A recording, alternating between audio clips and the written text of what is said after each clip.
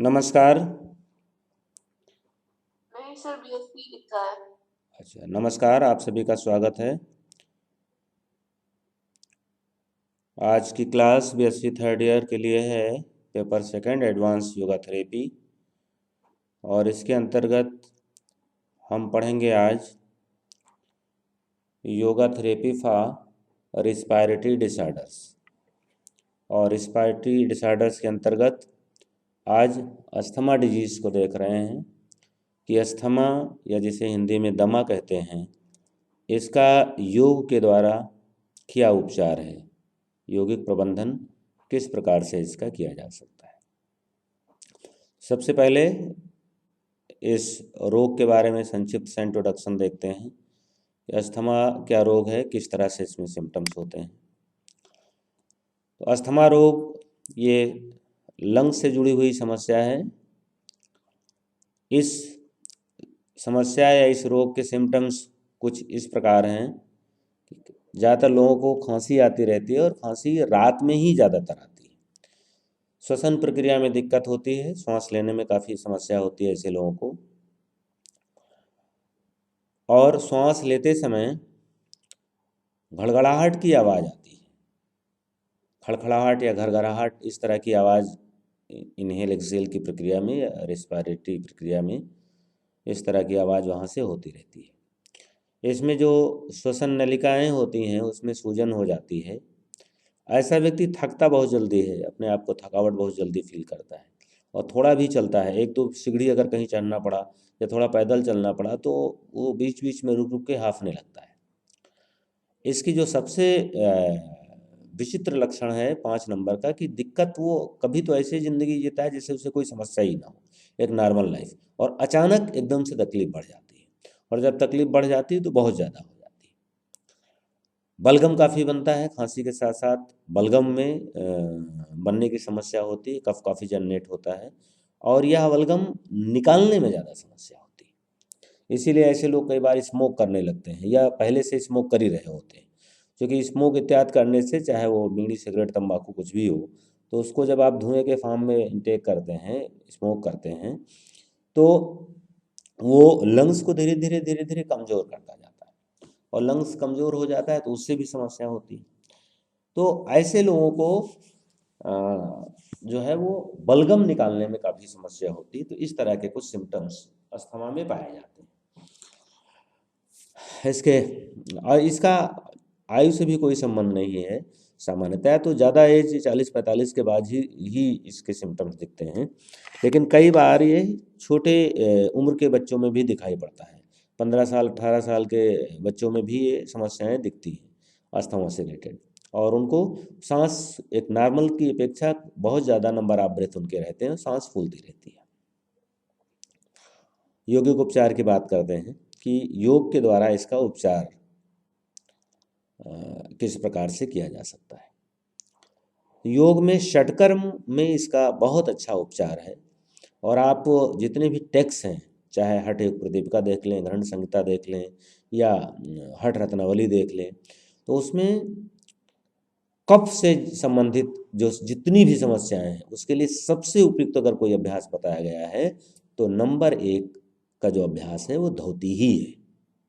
धौती से हठ प्रदीपिका में तो यहाँ तक लिखा है कि 20 प्रकार के जो कफ जनित रोग हैं, उसमें कुष्ठ रोग इत्यादि का भी वर्णन है, वो ठीक हो जाते हैं। तो धौती क्रिया जो है वह अस्थमा का सबसे सटीक इलाज योग में माना गया है और इससे रिजल्ट भी मिलता है। धौती में जो वस्त्र धौती है ये सबसे ज़्यादा उपयोगी है, क्योंकि वस्त्र धौती से ही ओसोफेगस और आहार नाल या आमाशय की अच्छे से सफाई हो पाती है। तो वस्त्र धोती तो सबसे उपयोगी है, परंतु वस्त्र धोती कठिन है, हर व्यक्ति उसको नहीं कर सकता है। तो उसके स्थान पर जो है वो कुंजल का अभ्यास किया जा सकता है, वमन धोती का प्रयोग किया जा सकता है। इसमें पानी को पी करके जो है और फिर उसको करते हैं। उसकी एक प्रॉपर टेक्निक है, आप लोगों ने किया होगा, सीखा होगा, आई होप। तो धौती क्रिया इसमें सबसे ज़्यादा उपयोगी है। वस्ती सीधे तौर पे उपयोगी नहीं है, लेकिन हाँ अगर कॉन्स्टिपेशन इत्यादि रहता है तो वस्ती भी कर सकते हैं, कोई नुकसान भी नहीं है। लेकिन कॉन्स्टिपेशन अगर है और कहीं कॉन्स्टिपेशन के समय वो बढ़ रही है दिक्कत, तो वस्ती भी फायदा करेगा। नेति क्रिया इसमें फायदेमंद है, क्योंकि नेति तो श्वसन क्रिया की श्वसन मार्ग का अभ्यास ही है, श्वसन को क्लीन करने के लिए, श्वास नलिकाओं को स्वच्छ रखने के लिए। तो उसमें नासिकाओं जो है श्वसन प्रक्रिया में नासिकाओं की पहली भूमिका, और शुरुआत यहीं से, रिस्पायरेटरी का भाग यहीं से शुरू होता है, नासिका से ही। नासिका ही प्रथम अंग है रिस्पायरेटरी भाग का, रिस्पायरेटरी अंगों का। तो इसकी स्वच्छता के लिए नेति क्रिया, और फिर उसके बाद कपालभाति। तो ये 6 क्रियाओं में 3 क्रियाएं हैं, नंबर 1 धौती, नंबर 2 नेति, और नंबर 3 कपालभाति। ये 3 क्रियाएं हैं जो अस्थमा के रोग में बहुत ही उपयोगी हैं। कपालभाति का लाभ आप देखिए, साफ साफ कफ दोष की निवृत्ति लिखा हुआ है दोनों ग्रंथों में, हठ प्रदीपिका में भी, ग्रहण संहिता में। तो कफ दोष का निवारण कपालभाति के अभ्यास से होता है, और अस्थमा या लंग्स से जुड़ी हुई, रिस्पायरेटरी सिस्टम से जुड़ी हुई जो समस्याएं होती हैं वो सब कफ से संबंधित होती हैं। तो इसलिए धौती, नेति और कपालभाति, इन 3 अभ्यास इसमें बहुत उपयोगी हैं अस्थमा में। यौगिक चिकित्सा में सबसे इम्पॉर्टेंट बात जो है वो ये है कि आपको इसकी एक समग्र जानकारी होनी चाहिए, और रोगी की समग्र जानकारी होनी चाहिए। जैसे उदाहरण के तौर पे यहाँ हम अस्थमा की बात कर रहे हैं, और हमने बता दिया कि भाई ठीक है, धौती, नेति, कपालभाति अभ्यास उपयोगी है। हमने उसकी पूरी काउंसलिंग नहीं की, पूरी बात नहीं जानी। उसको दूसरी भी कोई समस्या है, मान लीजिए ब्लड प्रेशर बहुत ज़्यादा रहता है, अब उसको आप धौती कराने लगे, कपालभाति खूब कराने लगे, तो क्या होगा, उसको समस्या बढ़ जाएगी। तो हमें एक समग्र जानकारी लेनी है, और हर अभ्यास के इफेक्ट की भी हमको जानकारी होनी चाहिए कि कौन सी क्रिया का क्या साइंटिफिक इफेक्ट है। तो धौती में अगर हम जल धौती या कुंजल कर रहे हैं, तो पानी जब पूरा पी करके वोमिटिंग करते हैं तो ब्लड सर्कुलेशन बहुत ज़्यादा चेहरे की ओर बढ़ जाता है, हृदय पे और लंग्स पे दोनों पे बहुत ज़्यादा प्रेशर पड़ता है। तो उस समय हृदय रोगी तो उसे नुकसान हो जाएगा, बीपी बहुत ज़्यादा रहता है तो उसको नुकसान हो जाएगा। तो हमें ये देखना है कि और ऐसी कोई कंट्राडिक्टरी प्रॉब्लम तो नहीं है। यही चीज़ अभी आगे आप आसन में देखेंगे। आसन में हम कौन से आसन बताएंगे इनको, जो लंग्स को फैलाते हो, जैसे गोमुख आसन है। अब गोमुख आसन में तो कोई समस्या नहीं, लेकिन उसके साथ भुजंगासन, धनुरासन, ये भी अस्थमा में बहुत उपयोगी है, लेकिन हार्निया के लिए खतरनाक है। तो अगर कोई ऐसा व्यक्ति है जो अस्थमा से संबंधित पीड़ित है, और आपने काउंसलिंग से ये नहीं जाना, या रोगी ने ये नहीं बताया कि उसको हार्निया की भी दिक्कत है, और आपने उसको भुजंगासन, धनुरासन, गोमुख आसन ये सब कराना शुरू कर दिया, उष्ट आसन कराना शुरू कर दिया, चक्रासन कराना शुरू कर दिया, तो अस्थमा में लाभ से पहले हार्निया में उसको नुकसान हो जाएगा, हार्निया में क्षति हो जाएगी। तो इसलिए काउंसलिंग के द्वारा उसकी जो भी समस्याएं हैं, वो सारी समस्याएं एक योगा टीचर को मालूम होनी चाहिए, उसकी सारी चीज़ें पेपर पे लिखना चाहिए पहले कि इस व्यक्ति को कौन कौन सी समस्याएं हैं, और उसके बाद जब आप अभ्यास का चयन करें तो फिर उन अभ्यासों का चयन ना करें। जैसे ऐसा कोई व्यक्ति है जिसको अस्थमा की समस्या है, लेकिन उसको और दूसरी कोई समस्या नहीं है, तो उसके अभ्यास कुछ और होंगे। लेकिन किसी को अस्थमा की समस्या है, अस्थमा के साथ ब्लड प्रेशर भी ज़्यादा रहता है, उसके अभ्यास कुछ और होंगे। और किसी को अस्थमा के साथ हार्निया की दिक्कत है, उसके अभ्यास कुछ और होंगे। और किसी को अस्थमा के साथ हार्निया और ब्लड प्रेशर दोनों है, उसके अभ्यास कुछ और होंगे। तो अभी तो मैंने 2 बीमारी का कॉम्बिनेशन बताया, अब ऐसे कितनी तमाम बीमारियां हैं।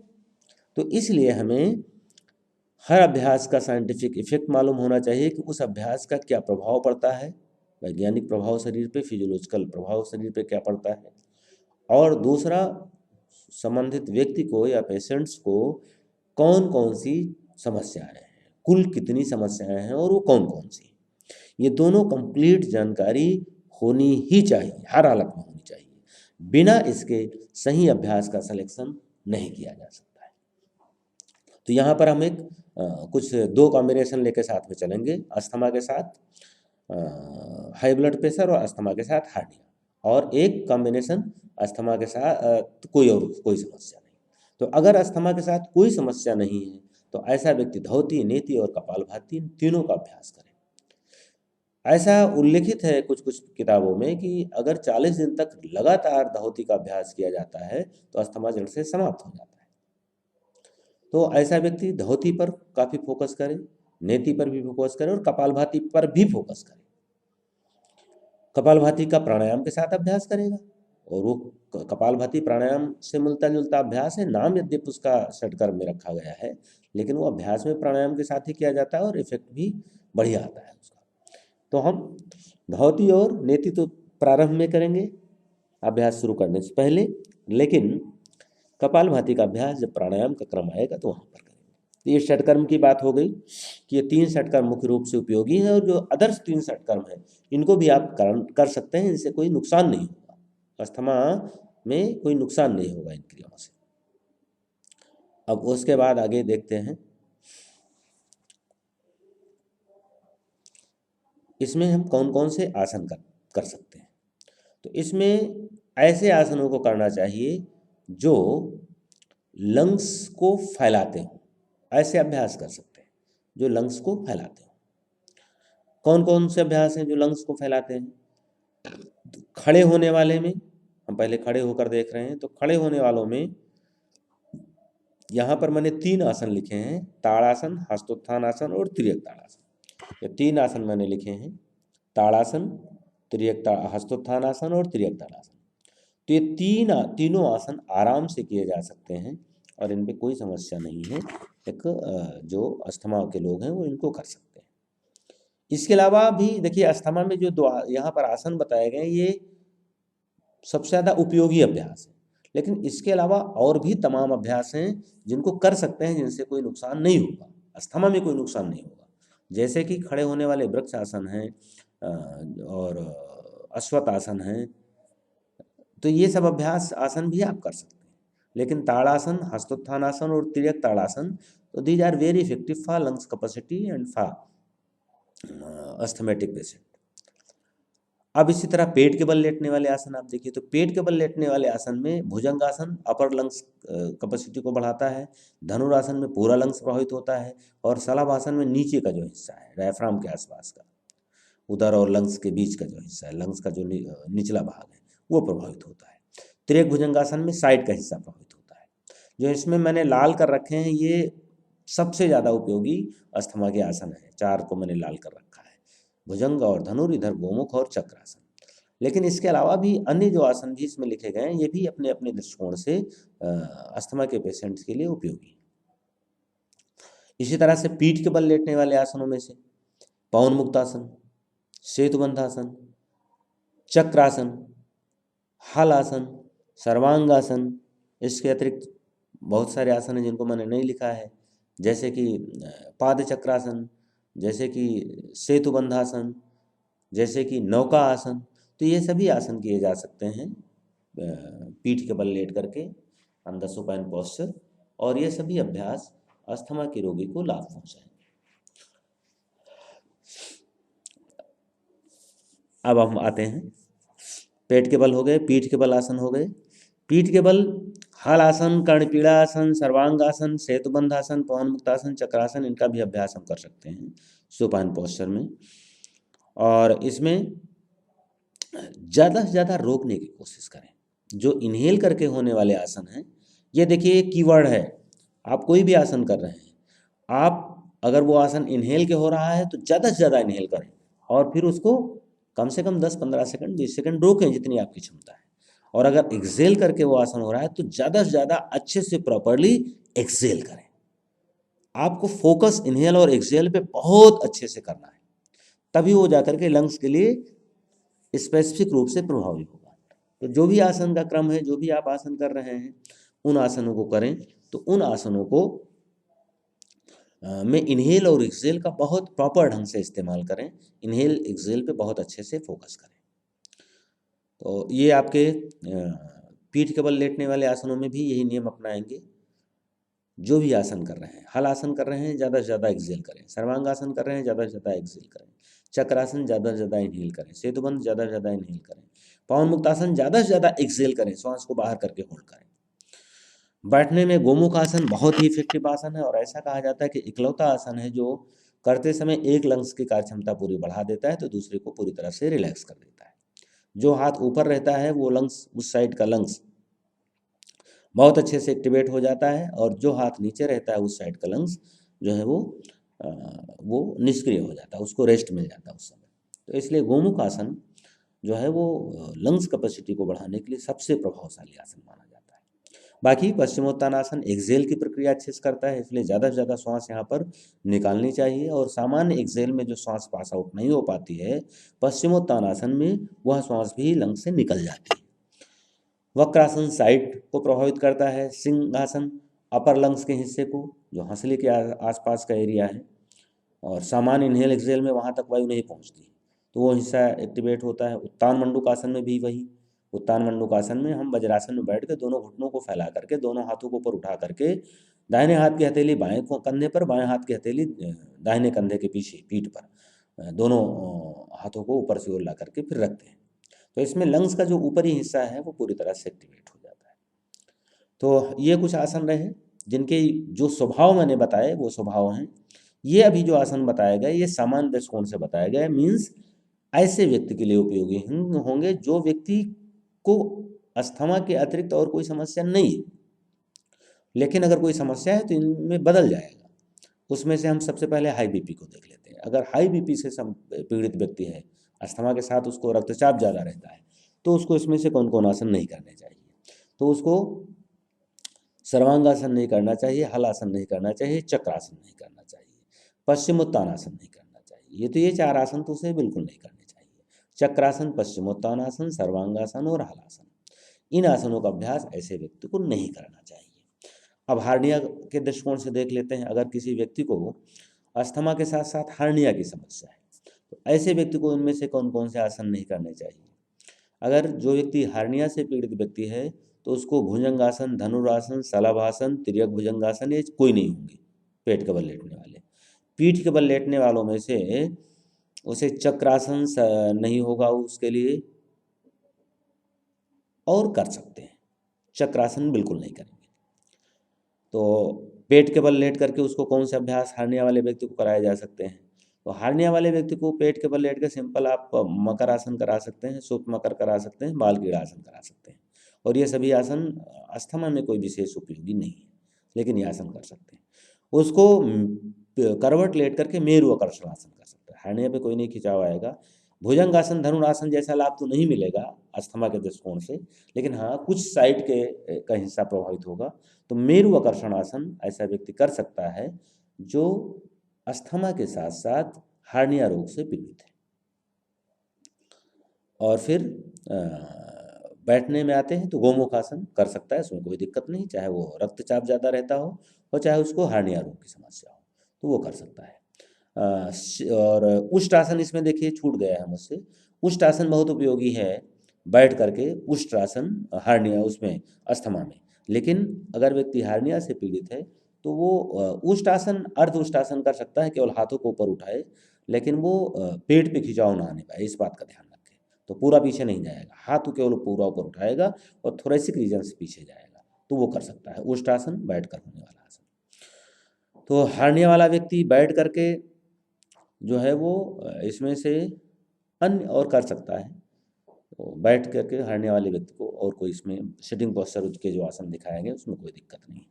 पश्चिमोत्तानासन करते समय वो उड्डयन बंध लगा के करें, ये ध्यान रखें। उड्डयन बंध, चूँकि उसमें पेट पे काफ़ी खिंचाव आता है, तो उस समय पेट का रुख अंदर की ओर रहे, तो हारने वाले रोगी को कोई दिक्कत नहीं होगी, और बहुत ज़्यादा आगे ना झुके, आराम से जितना कर सकता उतना ही करें। बाकी और जो है इनहेल एक्सेल की पूरी प्रक्रिया करें, गोमुख आसन में इनहेल की पूरी प्रक्रिया करें।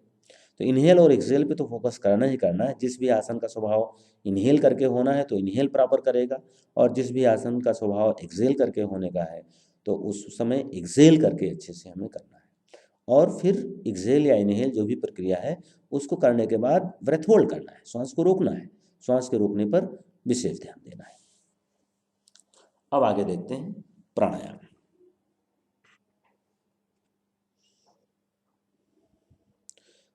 अस्थमा के रोगी को कौन कौन से प्राणायाम करने चाहिए। तो प्राणायाम में अनुलोम विलोम, भस्त्रिका, उज्जयी और भ्रामरी, ये चारों प्राणायाम उसके लिए उपयोगी हैं। चार के अलावा भी और भी प्राणायाम है जिनका भी हम जिक्र करेंगे। यहाँ पर हम कपालभाति को ले आते हैं, क्योंकि कपालभाति की मैंने चर्चा षटकर्म में की थी कि कपालभाति इस प्राणायाम में, इस समस्या में उपयोगी है। कपालभाति का अभ्यास कर सकते हैं। तो उस कपालभाति को प्रैक्टिस जब करेंगे तो जिस आर्डर में आएगा उसमें यहाँ पर उसका स्थान आएगा। तो सबसे पहले उसको कपालभाति से ही शुरुआत करें। तो नंबर 1 पे कपालभाति का अभ्यास कराएं, और नंबर 2 पे फिर उसके बाद उसको उड्डयन बंध लगवाएं। उड्डयन बंध के बाद फिर अग्निसार कराएं, और अग्निसार के बाद फिर उसको उड्डयन लगाएं, और फिर अनुलोम विलोम लें, और अनुलोम विलोम के बाद फिर भस्त्रिका, भस्त्रिका के बाद फिर उज्जयी, उज्जयी के बाद फिर भ्रामरी। तो ये आर्डर सबसे उपयुक्त आर्डर रहेगा अस्थमेटिक पेशेंट्स के लिए। एक बार मैं दोबारा रिपीट कर रहा हूँ। सबसे पहले कपालभाति का अभ्यास कराएं, कपालभाति के बाद फिर उड्डयन बंध लगाएं। उड्डयन बंध श्वास बाहर निकाल करके चिन लॉक होगा, उधर अंदर खींचा जाएगा, पूरी ताकत से उधर को अंदर खींच के रोकेंगे। और उड्डयन बंद करने के बाद फिर अग्निसार करें, अग्निसार करने के बाद फिर उड्डयन बंद करें, और उड्डयन करने के बाद फिर अनुलोम विलोम, अनुलोम विलोम के बाद फिर भस्त्रिका, भस्त्रिका के बाद उज्जयी, उज्जयी के बाद फिर भ्रामरी।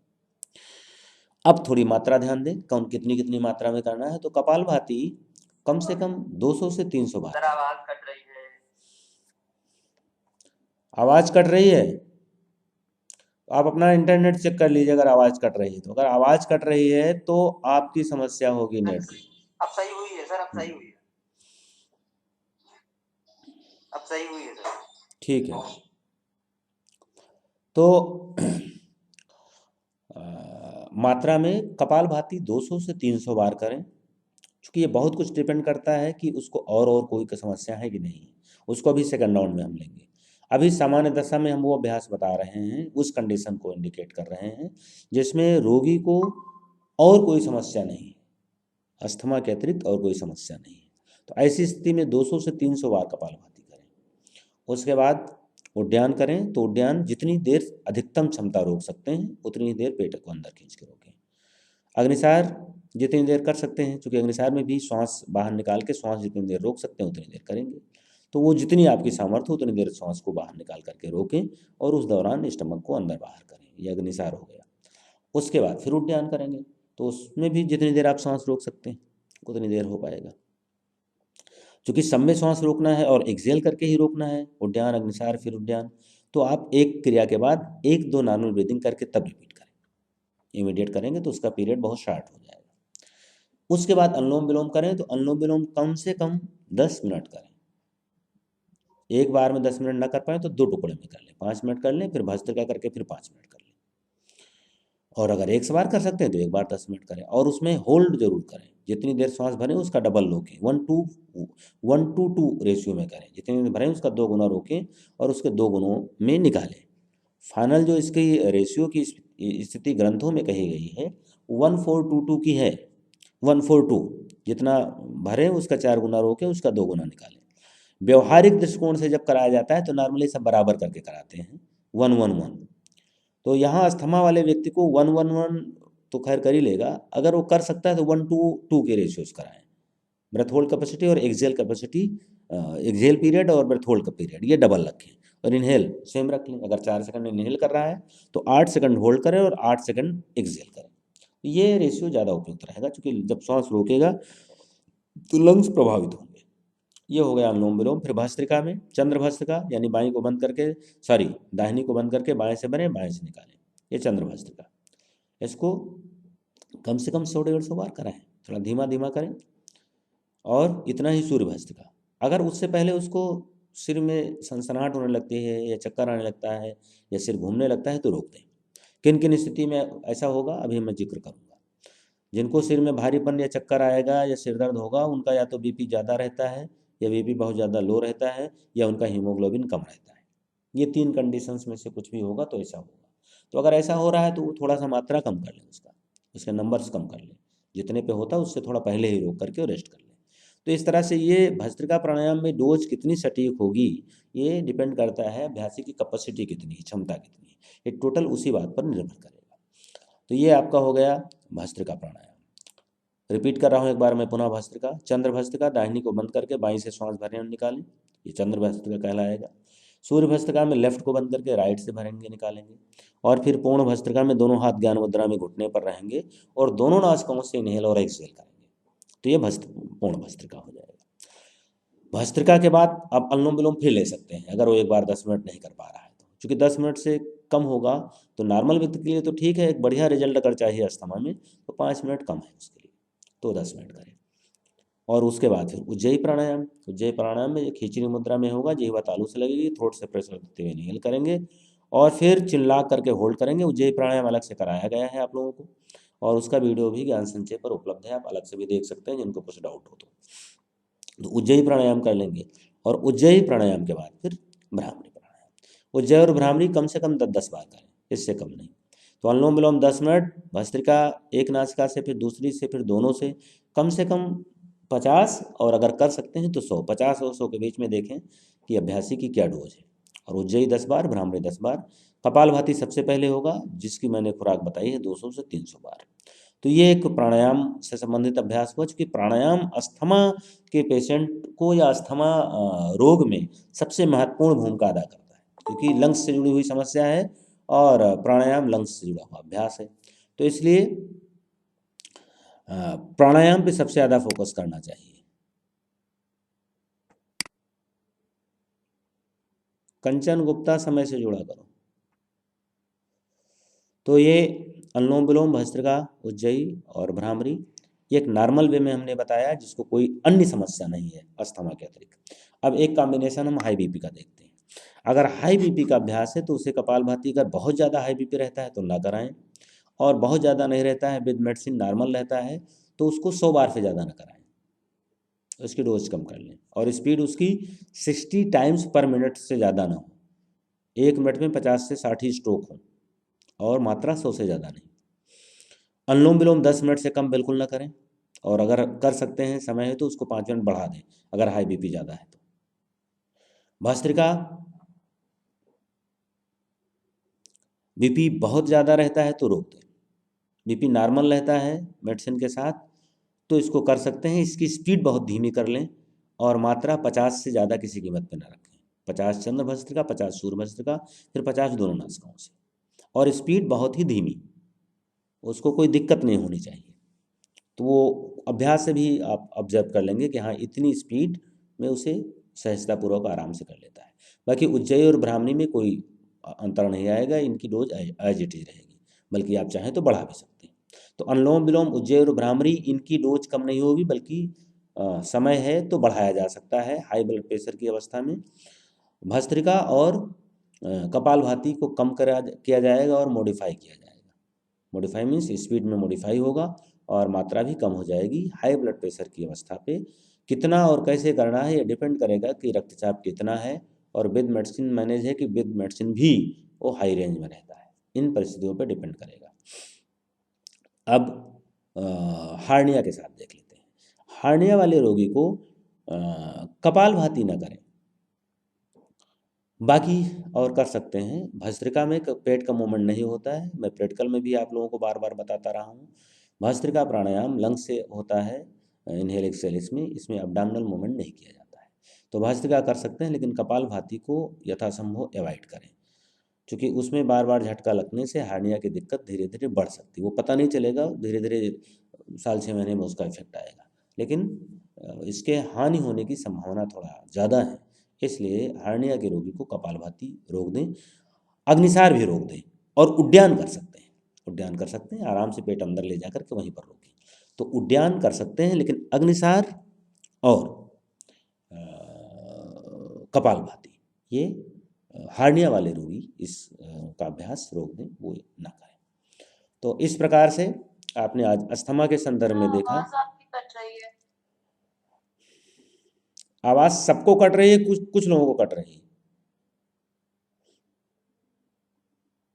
चलिए, अगर आवाज कट भी रही है तो आपको रिकॉर्डिंग जो आप देखेंगे दोबारा, उसमें तो कहीं कोई समस्या नहीं होगी, क्योंकि उसका इंटरनेट से कोई मतलब नहीं है। आवाज़ अगर कटती है तो इंटरनेट के कारण ही कटती है, चाहे आपके इंटरनेट में समस्या हो, आपके इंस्ट्रूमेंट में या मेरे इंस्ट्रूमेंट में। तो चलिए, जिनको थोड़ा बीच में आवाज़ कटी है या बाद में ज्वाइन किए हैं तो इसको दोबारा आप चाहे इतनी बार सुनिए वीडियो डाउनलोड करके। तो एक बार हम पूरे आज के इस टॉपिक को समराइज कर रहे हैं कि अस्थमा से पीड़ित लोगों के लिए कौन कौन से अभ्यास करने चाहिए। तो उसमें से हमने सिम्टम के साथ साथ षटकर्म में देखा, धौती, नेति और कपालभाति, ये प्रमुख रूप से उपयोगी हैं। आसन में ये जो आसन लाल रंग से दिखाए गए हैं, भुजंगासन, धनुरासन, गोमुखासन, चक्रासन, इस नेचर के आसन सबसे ज़्यादा उपयोगी हैं। बाकी कोई भी आसन कर सकते हैं। अस्थमा के रोग में सामान्यतः आसनों से कोई नुकसान नहीं होता है। कुछ कुछ कंडीशंस मैंने बताई कि हाई ब्लड प्रेशर और हार्निया, इन दो रोगों के साथ मैंने कॉम्बिनेशन किया। इसका ये मतलब बिल्कुल नहीं कि इन्हीं दोनों रोगों का कॉम्बिनेशन होता है। हार्निया अस्थमा के साथ किसी भी रोग का कॉम्बिनेशन हो सकता है। तो उस रोग के साथ ही अभ्यास फाइनल डिसाइड हो पाएंगे कि व्यक्ति को कौन कौन से रोग हैं, अस्थमा के साथ और कौन कौन से रोग हैं। अगर अस्थमा के साथ कोई रोग नहीं है तो उसका मैंने एक प्रोटोकॉल बताया आपको, जो इसमें है वैसा करा सकते हैं। लेकिन अगर हाई बीपी की समस्या है तो उसको इसमें से कौन कौन से आसन नहीं करेंगे। आसनों में वो नहीं करेगा चक्रासन, सर्वांगासन, हलासन, पश्चिमोत्तानासन, इन आसनों, धनुरासन, इन आसनों का अभ्यास हाई ब्लड प्रेशर वाला नहीं करेगा। जो हार्निया से पीड़ित व्यक्ति है वह व्यक्ति भुजंगासन, धनुरासन, शलभासन, तिर्यक भुजंगासन, ये कोई अभ्यास नहीं करेगा। और इधर चक्रासन का अभ्यास नहीं करेगा। पश्चिमोत्तानासन का अभ्यास भी नहीं करेगा। अगर करेगा तो उड्डयन बंध लगा करेगा और बहुत ज़्यादा आगे नहीं झुकेगा। तो इस तरह से दो बीमारियों के साथ अस्थमा के कॉम्बिनेशन की बात की गई।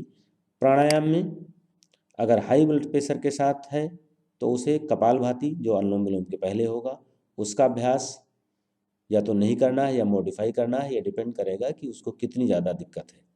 हार्निया के साथ अस्थमा के साथ रक्तचाप कितना ज़्यादा रहता है और दवा के साथ कंट्रोल रहता है कि नहीं रहता है। और उसी के साथ भस्त्रिका प्राणायाम भी उसको नहीं करना है या मॉडिफाई करना है। हार्निया के रोग में उसे कपालभाति का अभ्यास नहीं करना है, बाकी अभ्यास कर सकते हैं। इन प्राणायामों में अनुलोम विलोम, उज्जयी और भ्रामरी, इन तीनों की मात्रा बढ़ा देंगे अगर व्यक्ति को उच्च रक्तचाप भी रहता है अस्थमा के साथ। तो ये आज के अस्थमा का योग द्वारा प्रबंधन विषय पर आपको बताया गया। आज की क्लास संपन्न हुई, asthma and it's yogic management. अब इससे संबंधित जो भी आप लोगों के क्वेश्चन हो वो क्वेश्चन पूछ सकते हैं। आप लोगों को हम क्वेश्चन के लिए आमंत्रित करते हैं।